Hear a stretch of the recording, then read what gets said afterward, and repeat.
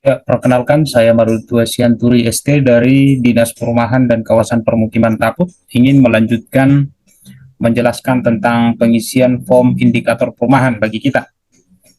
Sebelumnya di video pertama sudah saya tunjukkan tentang bagaimana caranya mengisi form indikator perumahan menggunakan Microsoft Excel, sebagaimana boleh kita lihat di layar, di screen. Kita sudah mengisi kemarin perihal identitas pemberi data, ada nama desa, kecamatan, nama kepala desa, dan selanjutnya. Kemudian kita sudah mengisi data rumah penduduk. Kemudian pada langkah ketiga kita sudah mengisi data kepemilikan lahan rumah.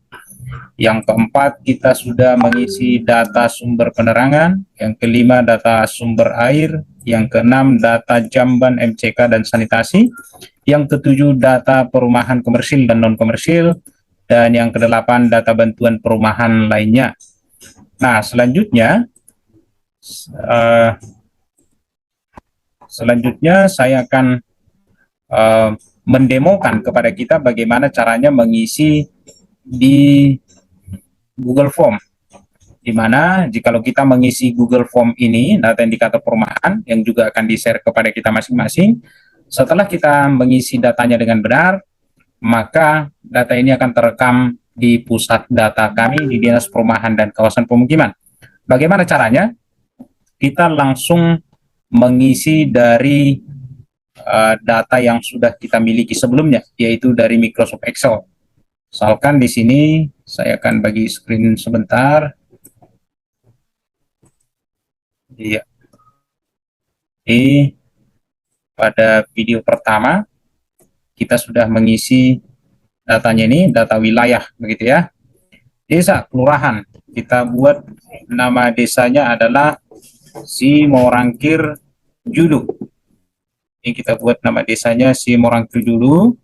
Selanjutnya kecamatannya kita isi, yaitu Kecamatan Siatas Barita. Nama kepala desa misalkan kita buat namanya Mr. Simorangkir. NIP-nya karena bukan PNS kita isi 0. Kemudian nomor handphone atau teleponnya kita isi, misalkan ini 0811 sekian-sekian. Kemudian email desanya kita buat email desa yang sebagai contoh juga ini. Nah, setelah kita isi page pertama ini tentang identitas pemberi data, kita klik button berikutnya. Nah, kita akan dialihkan ke jendela berikutnya tentang data rumah penduduk. Sebelumnya kita juga sudah mengisi tentang jumlah kakak, yang mana pada video pertama kita isi sebagai 100 kakak. Jadi kita isi 100 kakak dengan total jumlah rumah yaitu 120. Dan rumah yang merupakan milik sendiri kita anggap kemarin 100, kita isi di sini. Kemudian dia rumah yang berupa kontrak atau sewa jumlahnya 10, dan rumah yang bebas kontrak ataupun sewa ada 2, dan rumah dinas milik pemerintah ada 2. Kita contohkan kemarin. Rumah dinas milik swasta tidak ada. Jumlah rumah warisan kita anggap 6. Dan selanjutnya jumlah rumah tidak layak huni. Ini tentu menurut pendataan kita di lapangan, dan pada video pertama kita sudah buat jumlahnya 15, dan jumlah kakak yang belum memiliki rumah tetapi memiliki lahan pribadi yang siap bangun jumlahnya 20. Setelah data ini selesai, kita lanjut ke page berikutnya. Di page berikutnya tentang kepemilikan rumah. Di sini ada 3 poin yang akan kita jawab tentang kepemilikan lahan rumah milik sendiri, yaitu 100. Kemudian kepemilikan lahan rumah kontrak atau sewa ada 14, dan kepemilikan lahan rumah adat ada 6. Setelah ini kita isi, kita klik button berikutnya, maka kita diarahkan ke pendataan sumber penerangan. Sumber penerangan pada video pertama kita sudah isi di Microsoft Excel sebagai 110, dan yang non listrik kita isi sebagai 2, dan yang menggunakan penerangan Aladin atau Petro, dia sebanyak 8, dan sumber lainnya yang tidak teridentifikasi kita buat 0. Jadi totalnya tetap nanti 120.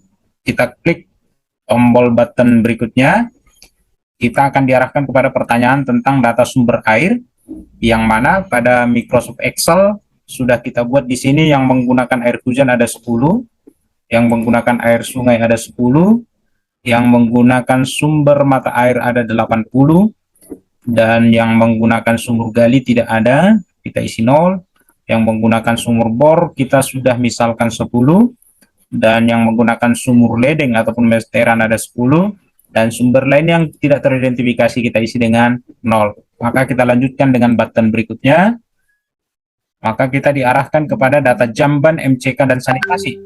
Ini juga kita sudah isi pada video pertama di Microsoft Excel, di mana jumlah rumah memiliki kamar mandi atau MCK ada sebanyak 80, kemudian jumlah rumah memiliki seksi tank 0, kemudian jumlah rumah yang memiliki jamban sehat permanen ada 0, jumlah rumah yang memiliki jamban sehat semi permanen misalkan dia 0, jumlah rumah yang sharing ataupun menumpang jamban ada sebanyak 38, dan jumlah rumah yang buang air besar sembarangan ada 2. Baru setelah itu kita lanjut dengan button berikutnya. Kita diarahkan kepada pertanyaan tentang data perumahan komersil dan non-komersil. Apakah ada perumahan komersil dan non-komersil di wilayah yang saudara atau saudari pimpin? Pilih salah satu. Di Microsoft Excel kita sudah isi ini tidak ada. Nah, jika ada isi nama perumahan dan pengembang developer perumahan tersebut. Kalau tidak ada, kita isi 0.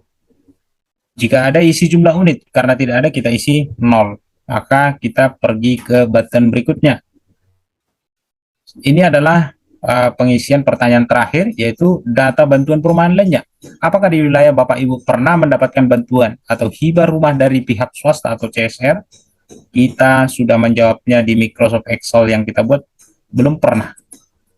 Dan jumlah unit, karena belum pernah, maka kita isi dengan 0. Maka selanjutnya datanya kita kirim.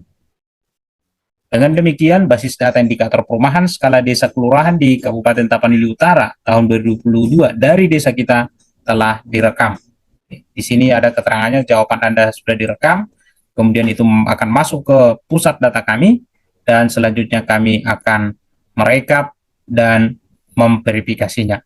Demikian cara untuk mengisi indikator perumahan dengan Google Form. Semoga bermanfaat bagi kita. Selamat bekerja, Horas.